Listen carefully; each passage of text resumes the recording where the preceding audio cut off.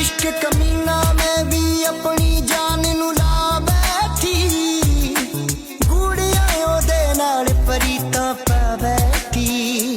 2-3 साल हो गए पिछे पिछे फिरदा सी